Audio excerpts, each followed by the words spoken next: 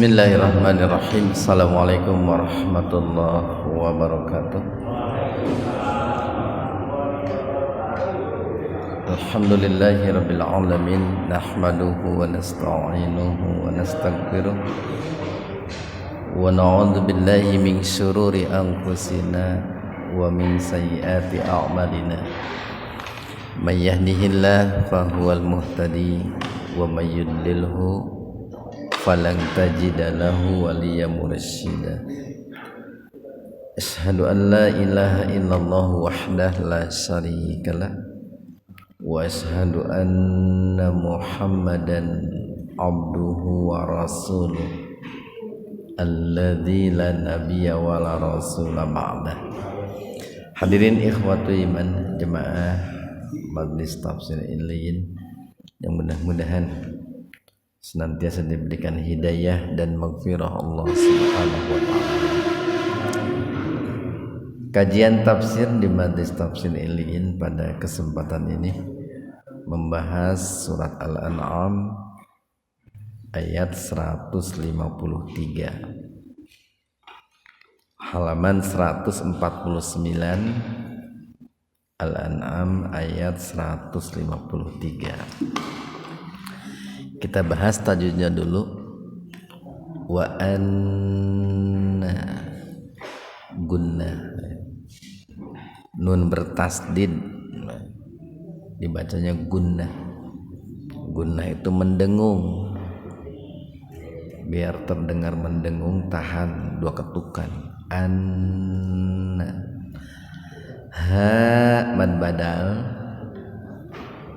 za mad tabi alif. Jadi setelah ha itu ada alif asalnya itu Pak. Seperti setelah za itu ada alif. Lalu alifnya dibadal, diganti dengan harokat berdiri. Baik mad badal ataupun mad tabi alif sama-sama dibaca panjang, dibaca mad dua ketukan. Sira mad badal, ti mad tabi iya. Mustaqi mad tabi'iyya, mang ihfa hakiki, fathatain ketemu dengan fa secara terpisah.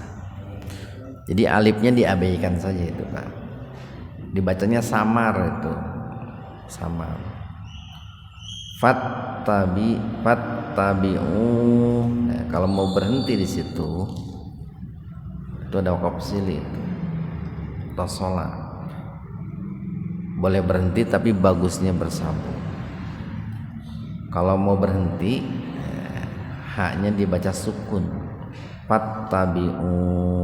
Gitu. Wala mad tabi alif tattabi'us. Nah, tattabi'us. Jadi wawunya diabaikan, langsung dimasukkan ke huruf setelah lam yaitu sin. Makanya disebut idgham samsiyah. Disebut idgham samsiyah itu karena membacanya dimasukkan ke huruf sin ya, dengan mengabaikan lam. Lamnya diabaikan saja. Tattabi'us subula fatafarraqu bikum, idhar syafawi. Mim mati bertemu dengan ain secara terpisah. Jadi mimnya dibaca jelas. Tahan dua ketukan. Kum ang ihfa hakiki, sabi mad tabi'iyya, lih. Ada wakaf jaiz tuh atau jawaz. Boleh berhenti, boleh tidak di situ. Kalau berhenti, haknya disukunkan sabilih. Kalau diwasolkan, disambungkan, maka haknya diaktifkan, dibaca dengan panjang dua ketukan. Sabilihi. Nah, itu. Jadi mad silah qasirah itu. Dza mad badal likum idhar syafawi. Mim mati ketemu waw, dibaca jelas mimnya, tahan 2 ketukan biar terdengar jelas. Wasso mad badal kum ikhfa syafawi. Jadi agak beda pembacanya antara dalikum dengan wasokum, karena yang ini mim mati ketemu ba itu ikhfa syafawi, samar di bibir. Kalau yang tadi idhar syafawi jelas di bibir. La'allakum idhar syafawi tattaqun mad arid lisukun.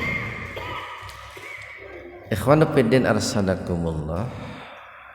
Di ayat ini Allah Subhanahu wa taala mengawali firman-Nya dengan harfut taukid ini.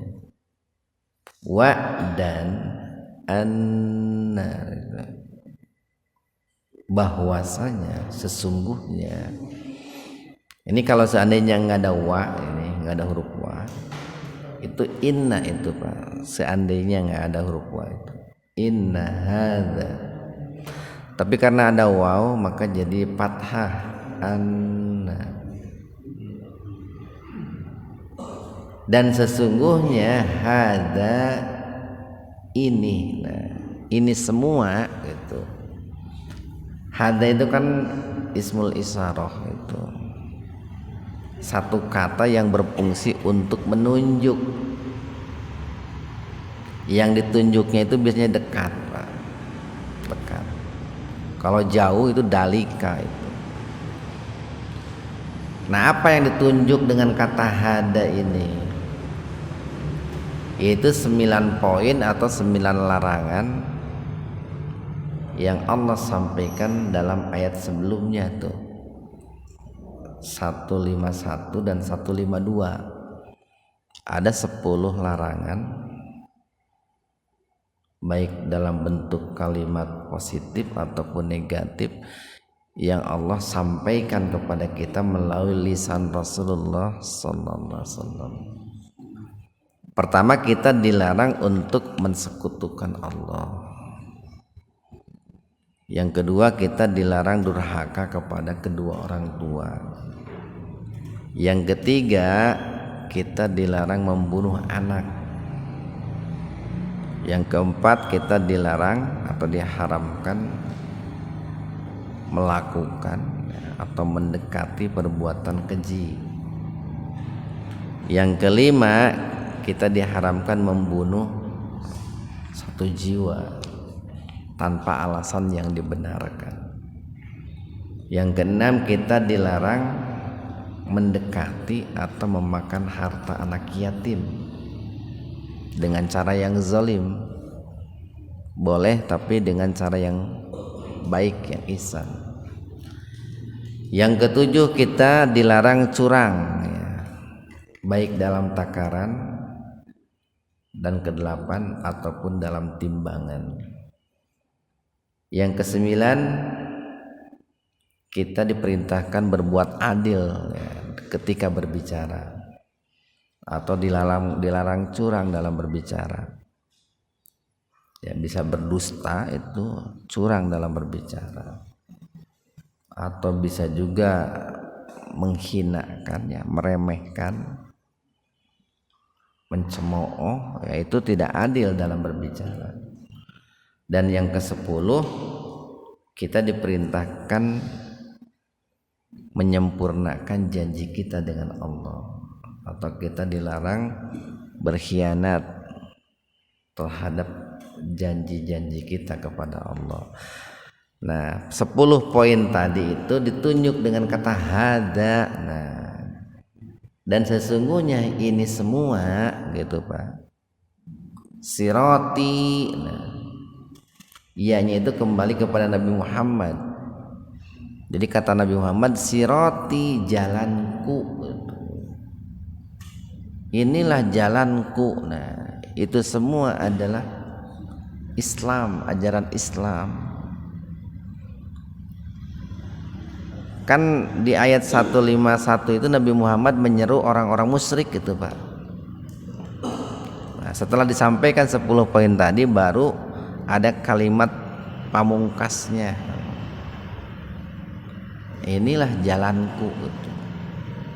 Inilah ajaranku. Nah, inilah Islam yang aku bawa gitu. Mustaqimah, yang lurus. Fattabi'uhu, dan ikutilah jalanku ini oleh kalian. Jadi orang-orang musyrik Mekah diperintahkan oleh Nabi Muhammad untuk mengikuti jalan Rasulullah sallallahu alaihi wasallam. Kalau di Al-Fatihah disebutnya Shiratal Mustaqim. Al-Baqarah ya. Al-Fatihah juga ada. Wala, dan janganlah, dan haram bagi kalian tattabi'u, mengikuti as-subula, jalan-jalan. Maksudnya as-subula di sini adalah jalan-jalan setan itu.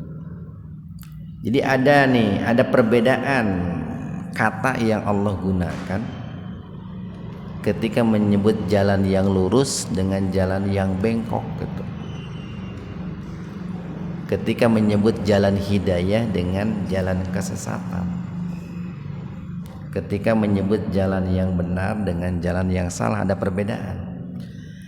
Ketika Allah menyebut jalan yang lurus, Allah menyebutnya dengan sirat, ya, sirat. Makanya kata sirat dalam Al-Quran itu hampir semuanya berkonotasi positif. Hampir berkonotasi positif. Artinya jalan, Pak, jalan yang lurus. Kalau menggunakan sirat itu rata-rata begitu. Tetapi ketika Allah menyebut jalan yang bengkok, jalan yang sesat, Allah menyebutnya dengan kata subul.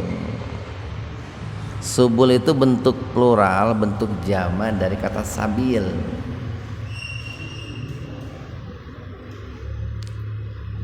Jadi Allah menyebutnya dengan kata subul. Kalau jalan yang lurus dengan kata sabil, itu biasanya diikat dengan kata Allah, sabilillah itu, Pak. Bentuknya tunggal. Jadi kalau jalan yang lurus menggunakan kata sabil, biasanya bentuknya tunggal, sabil, bukan subul. Lalu dihubungkan, disandarkan kepada kata Allah, sabilillah, jalan Allah gitu. Tapi kalau menunjukkan jalan yang sesat, itu kata sabilnya dalam bentuk plural, jamak. Kenapa? Karena memang jalan yang sesat itu banyak, Pak. Banyak. Sementara jalan yang lurus itu satu. Seorang sahabat yang bernama Ibnu Mas'ud, beliau pernah menuturkan bahwa suatu ketika Rasulullah sallallahu alaihi wasallam, beliau itu membuat sebuah garis lurus, sebuah garis lurus. Lalu beliau mengatakan, inilah jalan Allah, inilah Shiratal Mustaqim. Lalu di samping kanan dan samping kiri jalan yang lurus itu ada juga jalan, buat juga jalan-jalan yang lain, banyak gitu, Pak. Kata Rasulullah, inilah jalan-jalan setan. Jadi jalan yang lurus itu hanya satu, al-Islam. Realnya itu hanya satu, Islam. Tetapi mungkin kendaraannya banyak, Pak. kendaraan yang bisa dipakai untuk berjalan di atas Shiratal Mustaqim itu banyak. Bisa kendaraannya itu rumah tangga itu Pak. Kan disebut juga bahtera rumah tangga.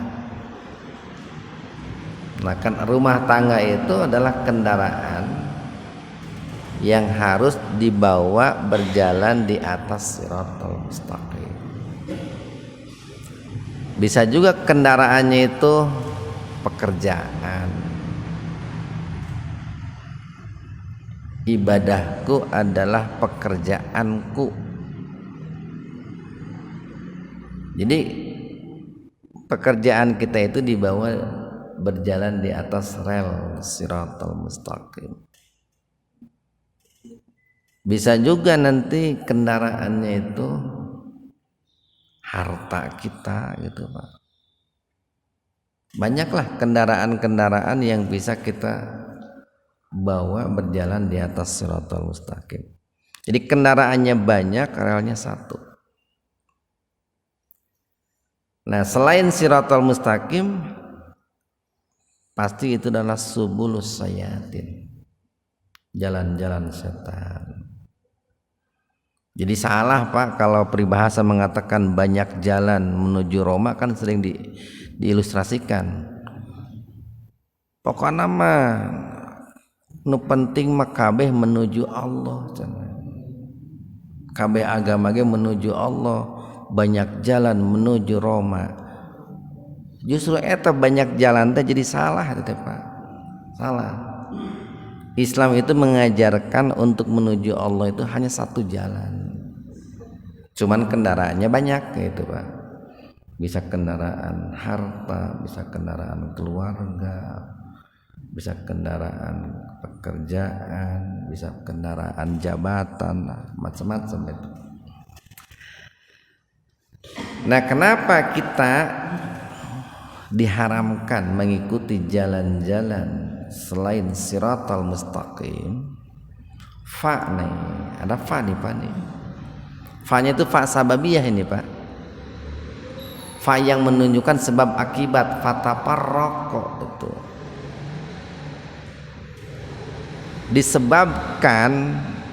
Karena disebabkan mengikuti jalan-jalan selain Shiratal Mustaqim itu akan mengakibatkan tafarruq gitu Pak. Terjadinya perpecahan, terjadinya dikotomi gitu ya.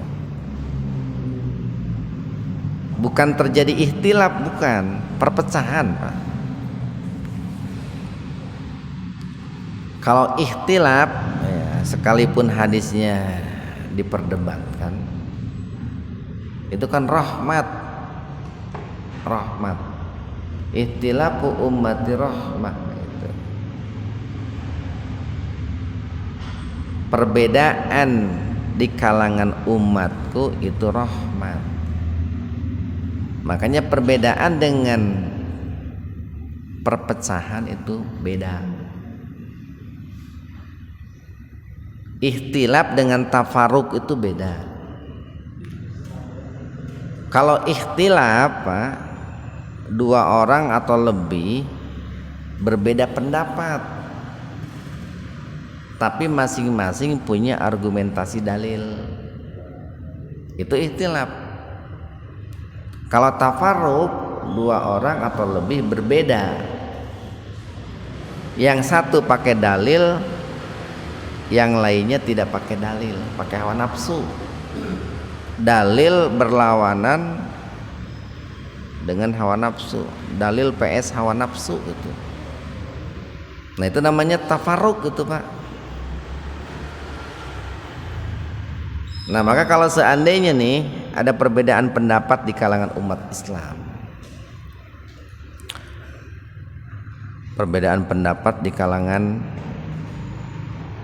Muhammadiyah, NU, Persi, Salafi, lain sebagainya, dilihat saja masing-masing punya dalil tidak gitu Pak. Kalau memang mereka punya dalil, masing-masing punya dalil, Berarti itu namanya ikhtilaf itu. Ikhtilaf. Tapi kalau yang satu punya dalil, yang lainnya tidak punya dalil, itu tafarruq gitu. Yang satu dalilnya nakli Al-Quran dan hadis, yang kedua dalilnya ra'yun gitu. Pokoknya dalilnya filsafat gitu Pak, atau logika gitu. Maka utamakan dalil yang Al-Quran dan hadis itu. Yang satu dalilnya Al-Quran, yang kedua dalilnya hadis, utamakan yang Al-Quran gitu. Jangan utamakan yang hadis itu. Tuh langkah-langkah cara mengambil kesimpulan hukum begitu Pak. Jadi Al-Quran diposisikan yang paling tinggi. Ketika Al-Quran mungkin nampak kontradiktif dengan hadis, mungkin ini Pak, maka dahulukan Al-Quran. Tempo hari kan kita bahas tuh, menurut Allah yang diharamkan itu 4, kan gitu ya, bangkai, babi, darah yang mengalir, sembelihan bukan karena Allah, itu menurut Allah dalam Al-Quran. Tapi Nabi memberikan tambahan, setiap binatang yang mencengkram dan burung yang bercakar haram. Kan nampak sepintas kontradiktif. Maka utamakan Al-Quran gitu. Al-Quran. Bagaimana dengan hadis Nabi? Ya, dikompromikan oleh para ulama itu. Mayoritas mengatakan yang diharamkan oleh Nabi itu jatuhnya kepada makruh gitu. Itu kalau terjadi seperti itu. Tapi kalau yang berbedanya itu antara Quran, hadis dengan akal manusia, ya tinggalkan akal manusia Pak. Sekalipun keluar dari lisan seorang filosof ya, atau seorang pakar, ya tinggalkan. Jadi yang namanya ikhtilaf, berbeda pendapat tapi masing-masing punya argumentasi dalil.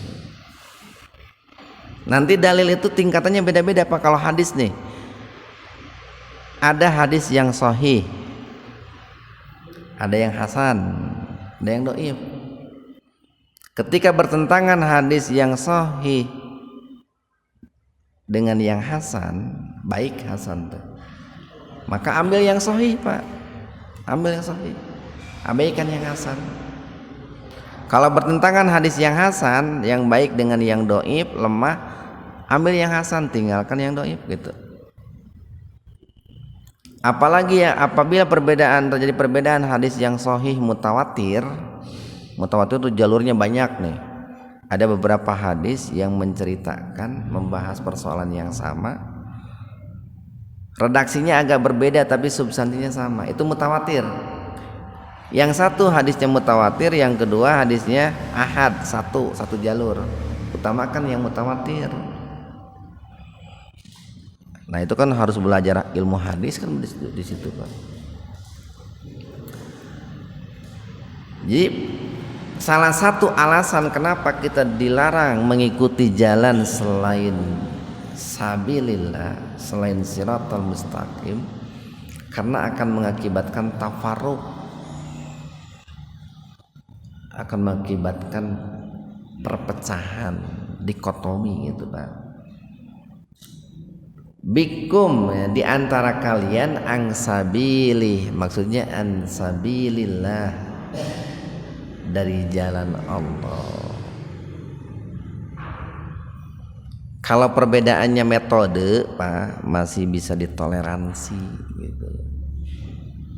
Umpamanya nih, kan beda-beda ya metode istinbat hukum, metode yang digunakan oleh para ulama dalam mengambil kesimpulan hukum beda-beda.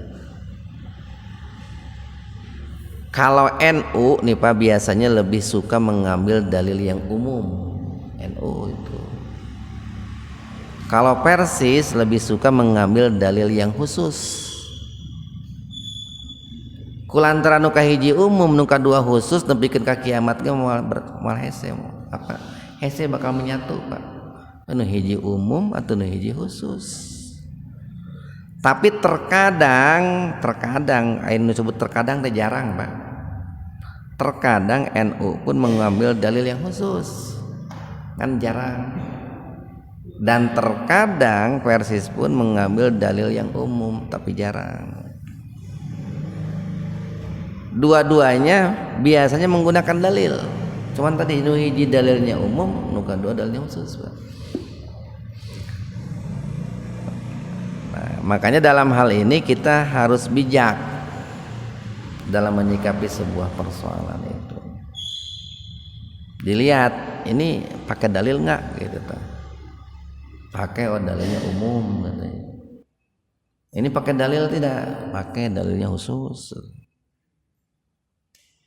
Nah, tadi bedanya metode Pak, metode yang digunakan. Jadi ada yang metode digunakannya itu dari umum kepada khusus, ada yang dari khusus kepada umum. Lamun cek istilah Pak Ipan mah aya deduktif, aya induktif, nah kan gitu tah. Metode pengambilan hukumnya itu. Dalikum yang demikian itu wasokum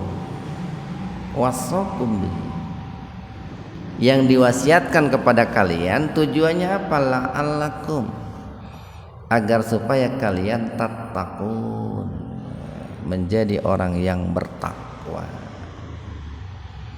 Karena memang Pak, langkah cepat untuk menjadi orang yang bertakwa itu mengikuti siratal mustaqim. Jalan lurus itu Pak ya, jalan lurus itu kan jalan yang paling cepat untuk sampai ke tujuan. Jalan tol gini Pak, dengan jalan tol jarak tempuh dari Bandung Jakarta 2 jam tol itu Pak. Baheula mah aya tol panon leok tuh. Sukabumi rek kieu 5 jam tak ke Jakarta teh. Tak kayak begitulah Pak. Siratal mustaqim itu jalan yang memudahkan kita cepat sampai kepada Allah itu. Siratal mustaqim itu. Nah, di antara jalan yang paling di antara jalan siratal mustaqim itu yang memudahkan kita sampai kepada Allah itu dengan cara menjauhi larangan Pak. Kan secara garis besar siratal mustaqim itu ada 2. 1 melaksanakan perintah, 2 menjauhi larangan. Mana yang paling cepat? Menjauhi larangan Pak. Menjauhi larangan. Jadi jauhi larangan dulu, baru lakukan ketaatan. Suatu hari kan ada sahabat itu datang menemui Rasulullah sallallahu alaihi wasallam. Ya Rasulullah, uridu an akuna a'badan nas. Aku menginginkan menjadi seorang hamba yang paling ahli ibadah di antara manusia. Aku menginginkan menjadi seorang hamba yang paling mengabdi kepadamu di antara manusia. Apa jawab Nabi? Ittaqi maharimallah. Jauhi apa yang diharamkan oleh Allah. Nah, 10 poin tadi itu yang diharamkan oleh Allah itu. Idealnya begitu Pak. Jauhi dulu yang diharamkan, baru lakukan apa yang diperintahkan. Idealnya begitu. Makanya ini belajar dari kalimat tauhid Pak. La ilaha illallah. Hilangkan dulu Tuhan-Tuhan selain Allah. Baru tetapkan hanya Allah Tuhan yang diibadahi. Jadi kalimatnya enggak begini, hanya Allah yang disembah, tidak ada Tuhan selain Allah. Enggak begitu. Tapi ditiadakan dulu Tuhan-Tuhan yang lain. Tiada Tuhan selain Allah, hanya Allah yang wajib disembah.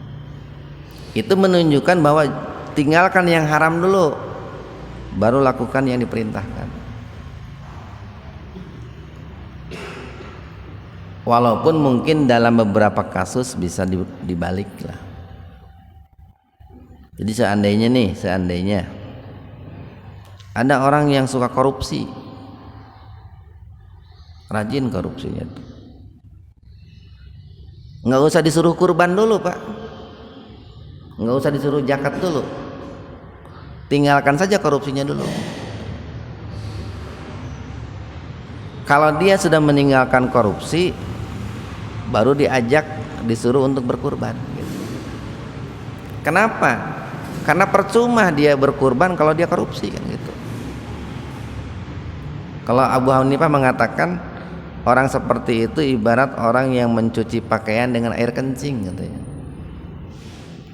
Jadi mestinya hentikan dulu kejahatannya, baru disuruh berbuat baik itu. Ada orang yang suka membunuh, nggak usah disuruh sedekah gitu, hentikan saja tindakan pembunuhannya. Karena ayeuna sedekah tapi nggak bunuh wae kan gitu. Nya mending keneh eureun ngabunuh tapi teu sedekah kan gitu. Atau idealnya mending keneh eureun ngabunuh bari sedekah kan gitu. Jadi hentikan dulu perbuatan yang haram, baru lakukan yang diperintahkan. 154. Summa kemudian ataina kami datangkan, kami berikan Musa kepada Nabi Musa alaihissalam Alkitab maksudnya Taurat. Kenapa kok tiba-tiba bicara tentang Nabi Musa, bicara tentang Taurat? Karena bagi orang-orang musyrik Mekah, Pak, termasuk bagi orang Yahudi,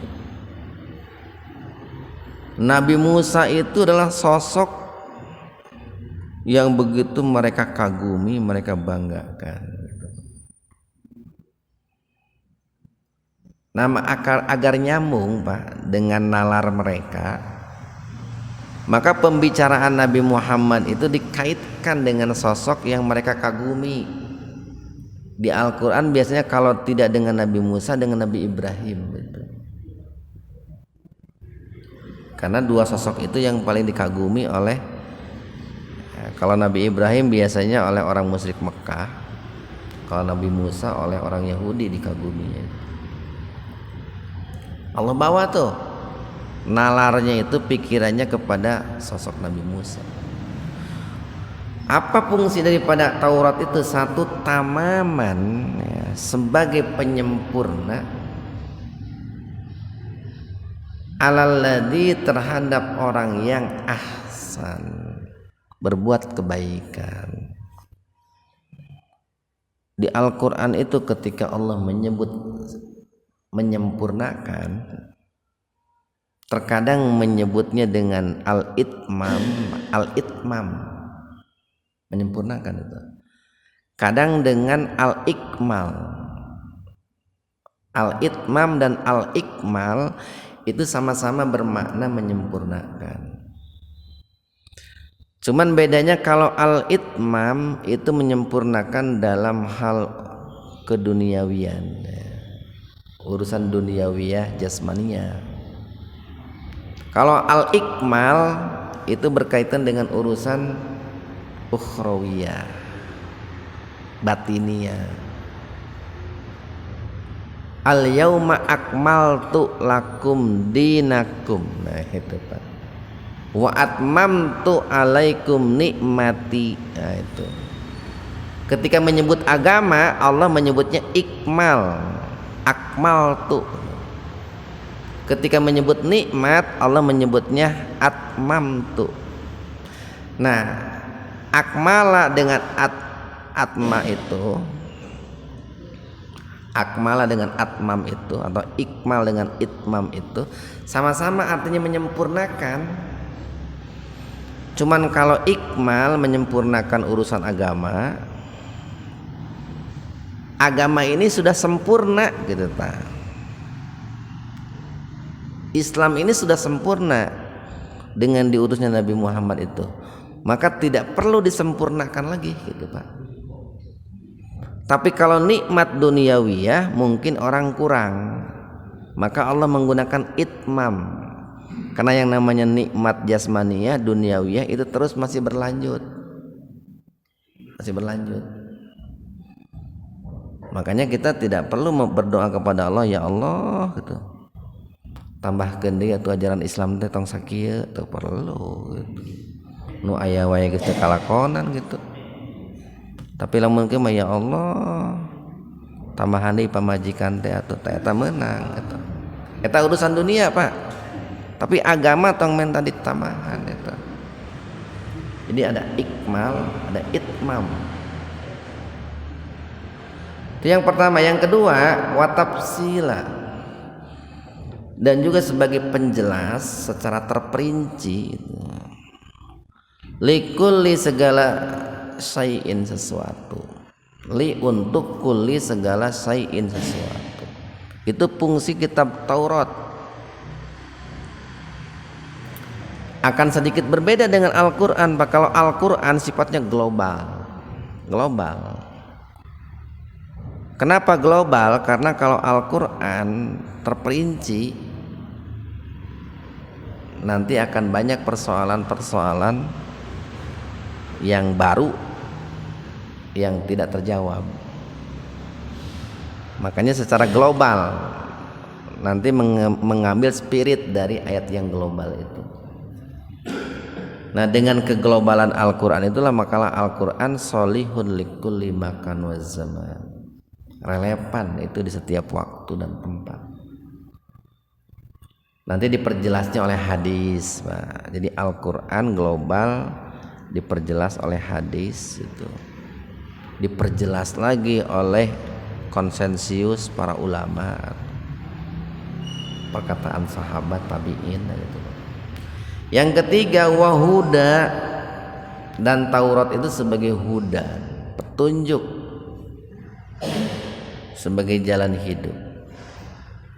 Tapi untuk masyarakat manusia pada zamannya. Setelah datang Injil Pak, yang dibawa oleh Nabi Isa, maka otomatis Taurat itu dihentikan itu Pak. Keberlakuan Taurat itu dengan adanya Nabi Isa membawa Injil itu berakhir. Ketika datang Nabi Muhammad, maka Injil itu yang dibawa oleh Nabi Musa, karena datang Al-Quran yang dibawa Nabi Muhammad, itu berakhir juga Pak.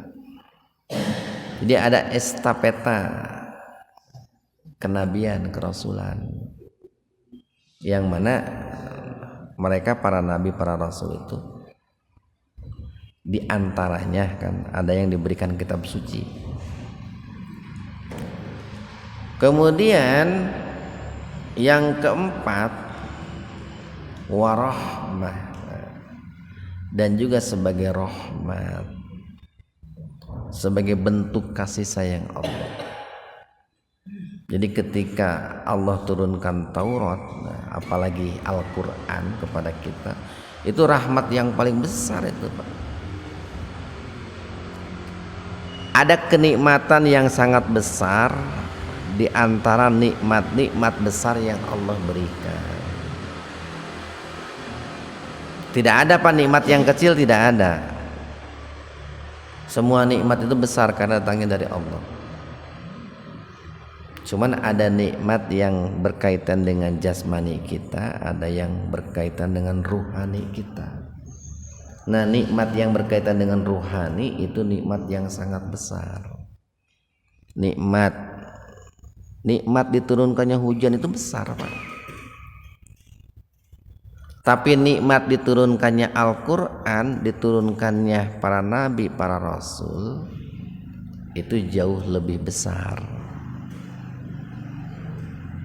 Dan memang tanggung jawab Allah menurunkan nabi dan rasul jauh lebih besar ketimbang tanggung jawab Allah menurunkan hujan Pak.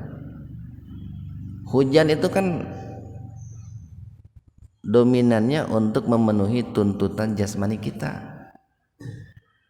Tapi kalau Al-Quran bisa memenuhi tuntutan jasmani, tuntutan rohani. Nah, cuman kan orang tidak menyadari itu semua, Pak. Dan kalau menyadari mah betapa mahalnya, betapa besarnya nikmat diturunkannya Al-Quran, mereka akan lebih panik. Umat Islam akan lebih panik ketika tidak disiram dengan Al-Quran ketimbang tidak disiram oleh hujan itu. Kita lanjutkan. Tujuannya apa? La'allahum, agar supaya mereka biliqoi, terhadap liqa, pertemuan Rabbihim dengan Rabb mereka, yu'minun, beriman. Jadi ending dari tujuan diturunkannya Al-Quran dengan tadi keutamaan Taurat ya, dengan berbagai macam fungsinya tadi, itu diharapkan supaya manusia, khususnya orang-orang Bani Israel, itu beriman terhadap adanya pertemuan mereka, perjumpaan mereka dengan Allah Subhanahu wa taala. Terakhir 155, wahada, dan inilah kitabun, yaitu kitab suci Al-Quran, anzalnahu, yang kami turunkan Al-Quran itu. Jadi anzala turun, nak kami, hu dia, kaminya itu kembali kepada Allah, hu nya itu kembali kepada kitab, kepada Al-Quran. Mubarakun, ada yang mengatakan mubarak di sini adalah waktu ya, pada malam yang penuh berkah. Ada yang mengatakan, menafsirkan mubarak di sini adalah keutamaan Al-Quran, kitab yang memiliki banyak keberkahan gitu. Nah ini di sini ketika Allah menyebut menurunkan, itu menggunakan anzala, tidak nazala, Pak. Jadi di Al-Quran ada anzala, ada nazala. Kalau menggunakan anzala itu turunnya secara sekaligus, itu sekaligus. Tapi kalau menggunakan nazala itu turunnya berangsur-angsur. Karena memang ada dua proses atau ada dua model Allah turunkan Al-Quran itu. Pertama, ada model Allah itu sekaligus, Pak, menurunkan Al-Quran dari Lauhul Mahfud ke Baitul Izzah, ke langit dunia. Nah itu yang disebut dengan anzala. Kapan itu? Kalau melihat surat Al-Qadar itu pada malam Lailatul Qadar, itu anzala, sekaligus pas satu Al-Quran tasak sakia. Tapi ada yang disebut model nazala, turun berangsur-angsur. Itu dari Baitul Izzah, dari langit dunia ke bumi, ke Rasulullah sallallahu alaihi wasallam. Ya, selama kurang lebih 23 tahun. Dan di situ ada nikmat yang sangat luar biasa. Kenapa dari langit dunia ke Rasulullah itu berangsur-angsur? Itu sebagai bentuk kasih sayang Allah, Pak. Pertama, biar tidak memberatkan, Pak, untuk memahami, mempelajarinya, melaksanakannya berangsur-angsur. Yang kedua, biar terjadi komunikasi terus, Pak, antara Allah dengan Nabi Muhammad. Yang ketiga, biar ketika ada persoalan tersedia jawabannya, turun wahyu gitu. Makanya kemarin kan kita sampaikan, biasanya kalau ada kasus besar sementara Al-Quran masih berlangsung turun, itu akan langsung turun, itu akan langsung turun. Fattabi'uhu, nah maka ikutilah oleh kalian. Siapa kalian di sini? Kalau kembali kepada ayat 151, itu kan Nabi sedang bicara dengan orang-orang musyrik, Pak, musyrik Mekah. ikutilah oleh kalian gitu Al-Qur'an ini gitu. Jadi bukan hanya kita yang diperintahkan mengikuti Al-Qur'an, tapi seluruh manusia itu diperintahkan mengikuti Al-Qur'an. Karena kan Al-Qur'an itu rahmatan lil alamin, Pak. Rasulullah itu rahmatan lil alamin. Rasulullah diutus bukan untuk kaumnya tapi untuk seluruh manusia. Berbeda Pak dengan nabi-nabi dan rasul-rasul sebelumnya gitu. Nah, makanya di Al-Qur'an banyak seruan-seruan Allah melalui lisan Rasulullah yang menggunakan kata anas, manusia. Karena memang Rasulullah itu diutus bukan hanya untuk orang muslim tapi untuk manusia, Pak. Wattaqu, dan bertakwalah kalian, la'allakum, agar supaya kalian turhamun, diberikan rahmat oleh Allah Subhanahu wa taala. Mudah-mudahan ada manfaatnya untuk kita semua. Subhanakallahumma bihamdika asyhadu an la ilaha illa anta astaghfiruka wa atubu ilaik. Assalamualaikum warahmatullahi wabarakatuh.